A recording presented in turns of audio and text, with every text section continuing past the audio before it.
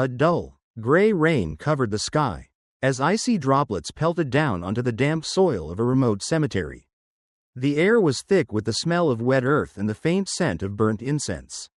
In the middle of the muddy clearing, where fallen leaves stuck to the ground, a dark brown coffin lay motionless.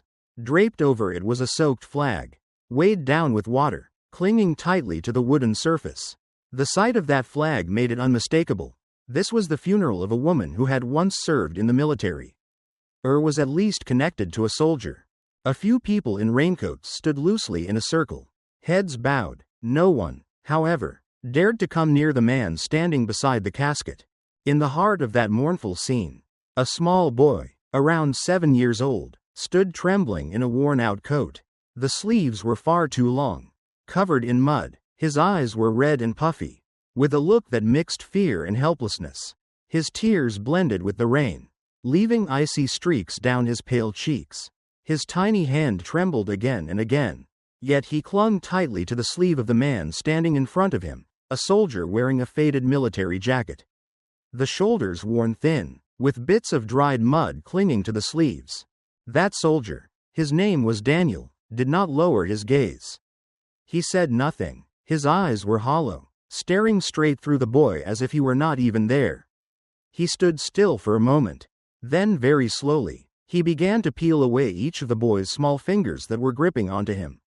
The last bit of warmth vanished, leaving the child's hand hanging alone in the cold air.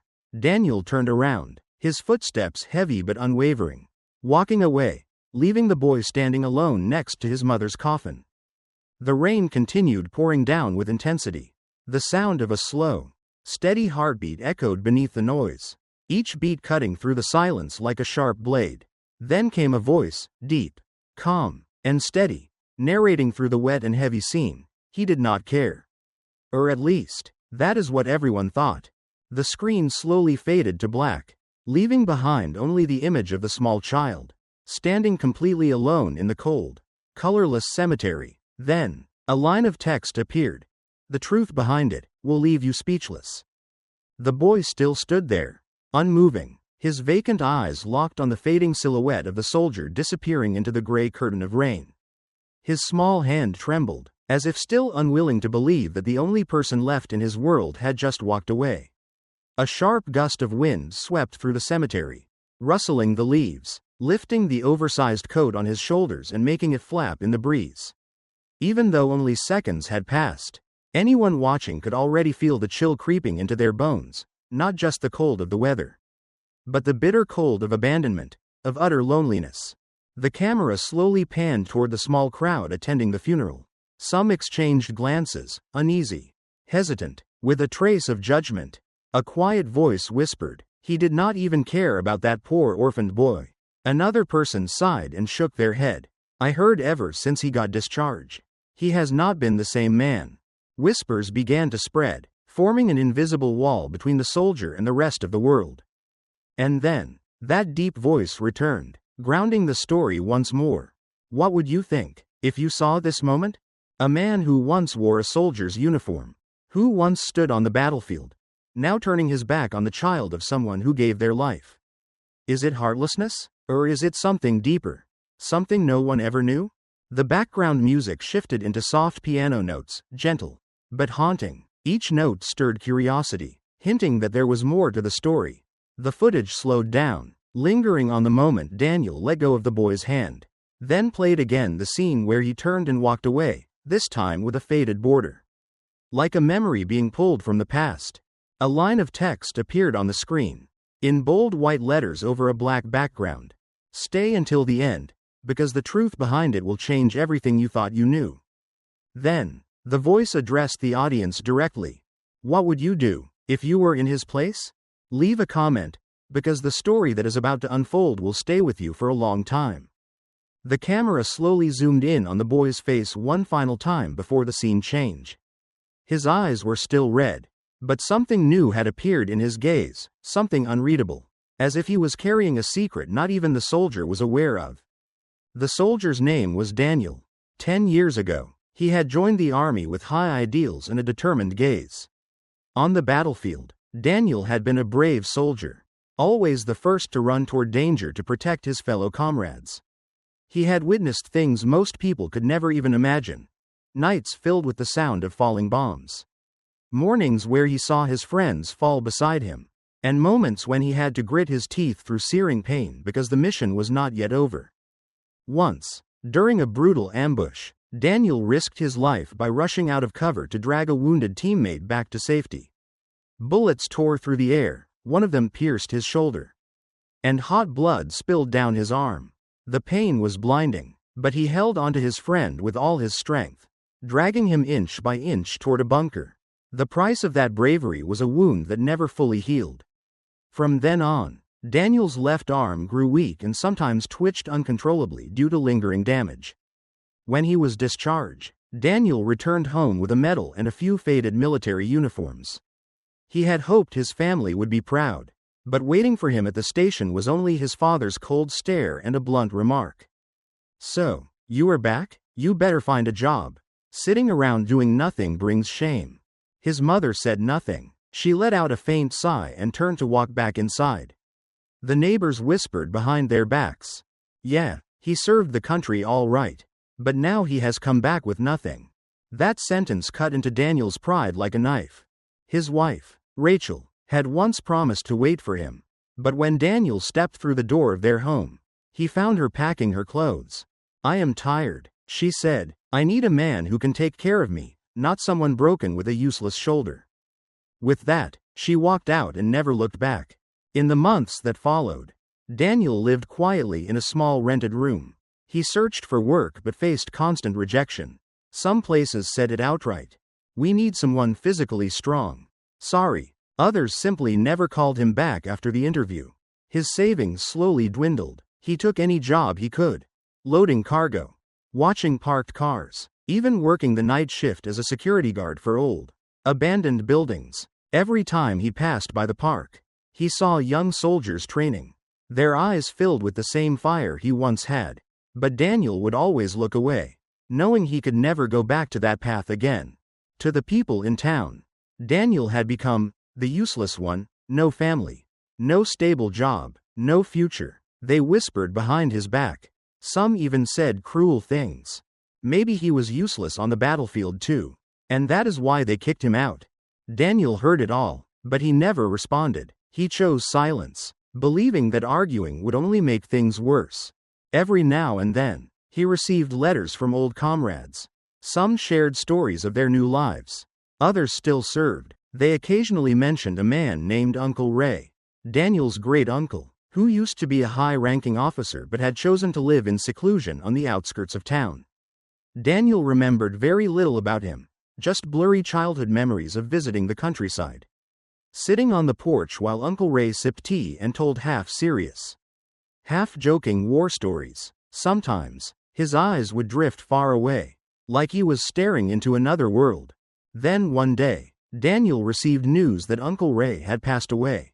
In his will, he had left Daniel an old wooden house on the edge of town. Everyone said the place was worthless, just an abandoned shack in a weed-covered lot. Some even mocked him. Guess he had no one else to give it to, so he dumped it on you. Daniel said nothing. Deep down, he had nothing left to lose. That house, useless to everyone else, at least offered him one thing: freedom from judgmental stares and constant whispers. The day Daniel arrived to claim the house, the sun was blazing hot. The dirt road leading into the outskirts was rough and bumpy, lined with overgrown weeds and wild shrubs. The house appeared after a sharp bend, small, with weathered wooden walls, a crooked tile roof, and some planks peeling off, exposing the rotting wood underneath. The front door hung slightly ajar, its rusty hinges creaking with every gust of wind. And yet, something made Daniel pause at the doorstep. It was not beauty, clearly. The house had none, but rather the scent of old wood. The smell of time and memory. Faint fragments of childhood surfaced. Times when his father brought him here as a boy. Uncle Ray sitting on a wicker chair on the porch, slowly sipping tea while telling stories of the past. Inside, sunlight streamed through a small window, casting light on the dusty floor. Old belongings were scattered around, a scratched wooden table, a radio with its tuning knob missing, several black and white photos hanging crooked on the wall. With every step Daniel took, the dust swirled up into thin clouds, floating in the air before slowly settling again. He opened the windows, letting the sweltering breeze rush in, bringing the sounds of chirping birds and the earthy scent of open fields. In that moment, surrounded by decay and silence, Daniel felt a sliver of peace, a feeling he had not known in years. He spent the whole afternoon cleaning, gathering trash, sweeping dust, scrubbing the floors, while dragging a heavy wooden cabinet from the corner of the room. A small wooden box tumbled out. The lock was rusty but still firm. He tried to open it, but it would not budge. On the lid was an odd symbol, two hands intertwined, with a 5-pointed star etched in the center. Next to the box lay an old photograph. In it, Uncle Ray stood beside several other men dressed in unfamiliar uniforms, not the kind Daniel had seen during his own service. They were smiling, but their eyes were serious, as if hiding something. Behind them stood a building with no identifiable location, but it bore the same symbol carved onto the wooden box. Daniel held the photo for a long time, questions spinning in his head. What mission had Uncle Ray been a part of? Why hide this box? And why leave this house to Daniel, the relative he had barely spoken to? That evening, Daniel sat on the porch, watching the sunset paint the fields in deep red. For the first time in years, he felt like he had a place of his own, one where he did not have to hide from anyone. No more judgmental eyes, no more whispers behind his back, just the sound of crickets, the scent of old wood, and the wide sky above, open and endless. What Daniel did not know was that from the moment he stepped into that house, he had set foot on a path that would unravel secrets buried for decades. And that wooden box would be the key to unlocking them all. The next morning, Daniel woke up early. Morning sunlight poured through the cracks of the wooden window, illuminating every tiny dust particle still floating in the air. He decided to keep cleaning the house, this time focusing on the attic, a space he had only glanced at the night before. But something about it felt different. The staircase leading to the attic was narrow and creaky. Each step groaned beneath his weight. The space above was dim, with a single small window nearly covered in cobwebs. When Daniel pulled the musty curtain aside, light streamed in, casting long shadows over a chaotic pile of old belongings, cardboard boxes, rotted fabric suitcases, and several tightly sealed wooden crates. He began opening them one by one. Most were filled with old clothes, yellowed newspapers, and broken household items. But in one hidden corner, behind a pile of crates, Daniel noticed a loose floorboard. He crouched down and carefully pried it up with a folding knife. It popped open, revealing a hidden compartment underneath. Inside was a metal chest, heavy and completely covered in dust. Its lock was rusted, but still secure. Daniel dragged it to the middle of the attic and wiped off the grime, revealing a faintly etched code 1972 Delta-5. He had no idea what it meant, but an uneasy feeling settled deep in his gut, like he had just touched something never meant to be found. Next to the chest was an old envelope, its edges yellowed with age. On it, in shaky handwriting, were the words, "Open only when absolutely necessary." Inside were several handwritten pages and a worn map. The first page was dated and contained only a few cryptic sentences. "Protect, keep it hidden. If it fails, destroy it." The map showed no clear location, only a few symbols that matched the strange emblem carved onto the wooden box Daniel had found the day before. In one corner of the map, a rushed scribble read, "Do not let it fall into their hands." Daniel's anxiety grew. Who were they? Enemies from Uncle Ray's past? Some shadowy group within the military? Or something far more unknown? As these thoughts swirled in his head, a faint sound echoed from downstairs, a door creaking open, followed by slow, heavy footsteps. Daniel froze, ears straining. The steps were cautious, as if someone was trying to move quietly but lacked the finesse to do it well. He set the chest down and quietly made his way down the stairs. Every muscle tensed. In the living room stood a stranger, holding the photo of Uncle Ray that had once hung on the wall. He wore a dark button-up shirt with sleeves rolled up, revealing strong arms and a faint, faded tattoo. "You must be Daniel," the man said. His voice was deep, impossible to read, neither friendly nor threatening. "I am. Who are you?" Daniel replied, eyes fixed on the man's hand gripping the photo. The man gently set it down and offered a thin smile. "Let's just say, an old friend of Ray's. I am here to retrieve a few things. Things that do not belong to you." Before Daniel could ask another question, the man glanced up toward the attic. His gaze turned razor sharp. "I believe you have already found them." The air in the room grew heavy. Daniel realized the chest in the wooden box might be exactly what this man was talking about. And that meant, Uncle Ray had hidden something big, something worth chasing even after death. The air inside the old wooden house had grown so tense that Daniel could hear his own heartbeat echoing in his ears. The stranger stood still, his eyes locked on the staircase that led to the attic. That look, piercing and precise, felt as though it had already seen through every layer of dust, every rotted plank, and knew exactly what was hidden upstairs. "You found the chest, didn't you?" the man asked, this time with no pretense of politeness in his voice. "I do not know what you are talking about," Daniel replied, keeping his tone even, though his hand near his waist had already curled into a fist. The man smirked and began walking slowly toward the front door.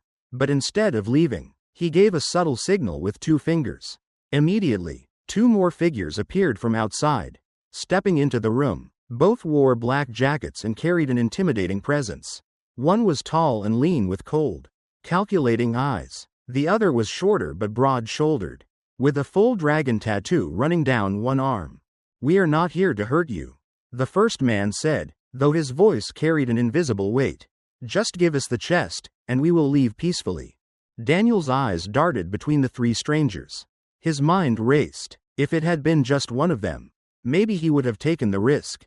But 3, and he only had a small folding knife. Worse yet, he still had no idea what these men truly wanted, or how they knew about the chest so quickly after Uncle Ray's death. "I do not have what you are looking for," Daniel said firmly. The man's expression hardened. Suddenly, he swiped at the picture frame on the wall, knocking it to the floor with a loud crash. The glass shattered, echoing through the house like a warning. "Do not be stupid. That thing does not belong to you. If Ray were still alive, he would have given it to us." That statement shook Daniel. If what the man said was true, then who was Uncle Ray? Really? A hero? Or someone who had been hiding something he never should have possessed? But Daniel could still remember his uncle's eyes during those few childhood visits, calm, distant, but never deceitful. Before the confrontation could go further, the rumble of a motorbike outside interrupted them. A middle-aged woman stepped into the yard, carrying a basket of groceries. It was Mrs. Green, a neighbor from a few houses down. She had come to welcome Daniel, but stopped short the moment she saw the 3 men inside. Her expression briefly flashed with concern before she quickly masked it. "Is everything all right, Daniel?" she asked, trying to keep her voice casual. "Everything's fine. They just asked for directions," Daniel answered, his voice calm but guarded. The 3 men eyed Mrs. Green cautiously. Then, the leader spoke up. "We will be back. Next time, we hope you are more cooperative." With that, he gestured for the others to leave. Only after their footsteps faded and their engine sounds disappeared did Daniel finally exhale. Mrs. Green set the basket down on the table and gave him a long, worried look. "Be careful. That house, it is not as simple as it looks." Daniel furrowed his brow. "You know something, do not you?" She nodded slowly. "Just a little. Years ago, your Uncle Ray helped some people escape from something big. Some were grateful, others, not so much. Whatever he left behind, you would be wise to keep it hidden." After Mrs. Green left, Daniel sat beside the metal chest in the attic, his mind in chaos. The scattered puzzle pieces were starting to form a picture.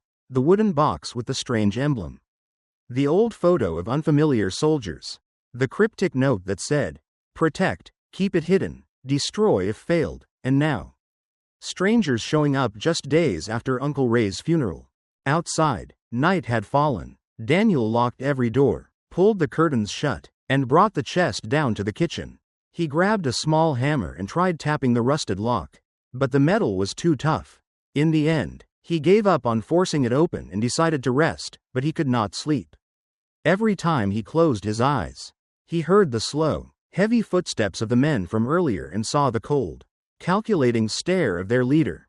Around midnight, a soft noise echoed from the backyard. Daniel bolted upright, gripping his folding knife. His heart pounded. The back door trembled slightly, as if someone was gently testing it from the outside. He rushed over and yanked the door open, but there was nothing. Only darkness and the sound of insects. However, when he turned back toward the living room, the wooden box was gone. Daniel froze, his eyes locked on the empty spot where the box had been. The silence was so thick he could hear the blood rushing in his ears. He ran to the front door, still locked from the inside. Same with the back door. No signs of forced entry. That could only mean one thing. Whoever took the box had been inside the house all along, or had a key. The thought sent a chill down his spine. He quickly checked the room. The wooden cabinet had been moved slightly. The curtain near the window was crooked. Faint muddy footprints trailed across the floor, only a few, vanishing toward one corner of the room. Daniel rushed back upstairs and opened the metal chest. Beneath the fabric lining, he discovered a hidden compartment. He had not noticed it before. It sat flush against the bottom and required a blade to pry open. Inside was a stack of aged documents and a sealed envelope. Its flap closed with deep red wax stamped with the same emblem, 2 hands interlocked beneath a 5-pointed star. Daniel's heart raced as he tore open the envelope. Inside was a handwritten letter from Uncle Ray. "Daniel, if you are reading this, it means I am gone, and what I once protected is now in your hands. The wooden box is not just a keepsake. Inside are original documents that prove the existence of Operation Light, a secret mission that saved over 100 children from a war zone. But because of this mission, many lives were lost, and there are those who want to erase all traces of it to protect their own interests. I believe you are the only one who can protect this, and protect the last child." The last child? Daniel immediately thought of the boy he had seen at the cemetery, the child of his fallen comrade. The image of those teary eyes came rushing back, more vivid than ever. He hurriedly opened the rest of the documents. Inside were reports, photographs of injured children being evacuated, and a list of names involved in the mission. At the bottom of the list, next to Uncle Ray's name, was the name of the boy's father. In that moment, Daniel understood. This was not about some family inheritance. This was a battle to protect the truth, to honor the legacy of those who sacrificed everything, and to protect a child whose life was now in danger. But if the box had already been stolen, that meant the most vital evidence was now in enemy hands. Suddenly, the landline phone rang, its harsh tone slicing through the silence. Daniel grabbed it. On the other end, the deep, gritty voice of the group's leader said, "So, you found the letter. Good. Listen carefully. If you want the boy to stay alive, bring every single document you have to me. You have 24 hours. The call ended abruptly, leaving Daniel frozen, flooded with confusion and dread. Just minutes ago, he had believed this was his burden alone. Now, it was no longer just his story. A child's life was being used as a bargaining chip. He tightened his grip on the documents, his eyes shifting from shock to resolve. The world could misunderstand him. Even if he had walked away once, this time, he would not. Daniel sat in silence for a long while after the phone call. Then slowly stood up and began gathering everything he would need. He placed the documents into an old backpack, along with his folding knife and the single military medal he had managed to keep after leaving the army. Before walking out the door, he looked around the room one last time. The old wooden house, once just a place to hide, now held a quiet promise: leave, and return with the truth still intact. He started looking for information about the meeting location. Through a few old contacts from his days in service, Daniel discovered it was an abandoned warehouse on the outskirts of town, a place once used as a smuggling hub. Danger was guaranteed, but he had no choice. As night fell, Daniel rode his old motorcycle down dark, winding roads. A light rain began to fall, and the cold wind lashed against his face. Images flashed through his mind. Uncle Ray's gentle smile, the comrades who had died in his arms, and the boy's eyes, filled with fear, yet clinging to hope. Each image made him press the throttle harder. When he reached the warehouse, He turned off the headlights and pushed the bike the rest of the way by hand. A faint yellow light glowed from behind a cracked metal door. Inside, he could hear low voices and the occasional clink of metal. Daniel held his breath and peeked in. The same 3 men from before stood around a wooden table. On it was the stolen wooden box. In the corner of the room, the boy sat with his hands tied, his face smudged with dirt. The moment he saw Daniel, his eyes widened, first with shock, then with a flicker of hope. "Hand over the documents," the leader said, stepping forward. "You will walk away, and so will the boy." Daniel walked slowly, the backpack slung across his chest. But just a few feet from the table, he suddenly tossed the bag to one side and lunged straight at the tall, thin man. The surprise attack sent the man stumbling. Daniel spun, landing a hard punch on the burly one, then moved quickly toward the boy. Shouts erupted. The table overturned. The wooden box crashed to the floor. Daniel grabbed his folding knife, sliced through the boy's bindings, and shouted, "Run!" pushing him toward the back door. The leader rushed in, but Daniel blocked him, ducking the first strike and slamming his shoulder into the man's ribs. The two clashed against the wall. In the chaos, Daniel snatched the wooden box and ran after the boy. They darted into the rain, footsteps thundering behind them, but Daniel knew the area. He led the boy through narrow alleys only locals would remember. Finally, they slipped into an abandoned garage, panting hard. Daniel opened the box. Inside were not just the original documents, but also a thick envelope containing a savings book and land ownership papers for a large plot in the center of town. Inside the envelope was a final note from Uncle Ray. "If you are reading this, use everything here to build a safe place for orphaned children. This is why I kept the secret all these years." Daniel looked at the boy. He gripped the envelope tightly. This time, he would not walk away. A few weeks later, word had spread across town.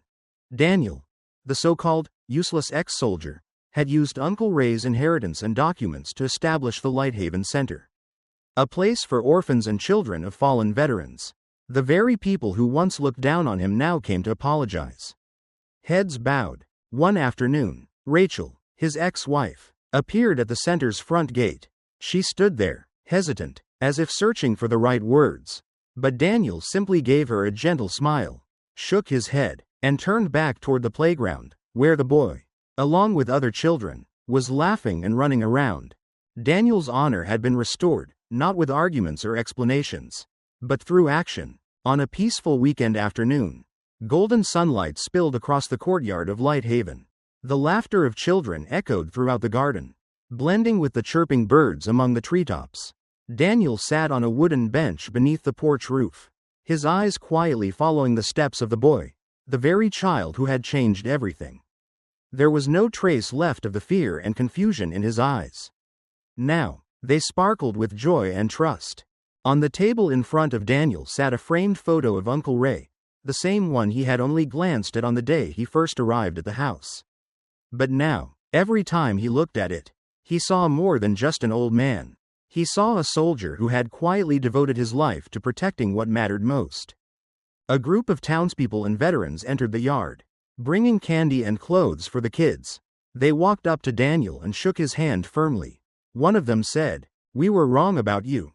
You have shown what it means to be a true soldier, not with medals, but with heart." Daniel smiled and nodded slightly. He held no grudges, nor did he need them to make it up to him.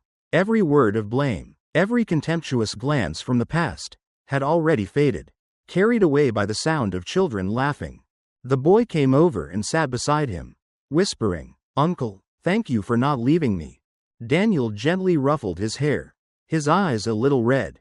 "This time, I am not going anywhere." The camera slowly zoomed out, revealing the entire center, freshly painted white walls, lush green vegetable gardens, a vibrant and colorful play area. Above the gate hung a sign, "Lighthaven, a home for every child." The narrator's voice returned, deep and warm, but filled with quiet power. Sometimes, doing the right thing means accepting being misunderstood, even being seen as the villain. But the true measure of a person lies not in what others say about them, but in what they leave behind for those who come next. The final image, Daniel standing at the front gate, one hand resting on the boy's shoulder, both looking out toward the road leading into the center.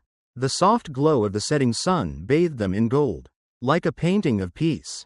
The screen slowly faded to black, and a line of text appeared.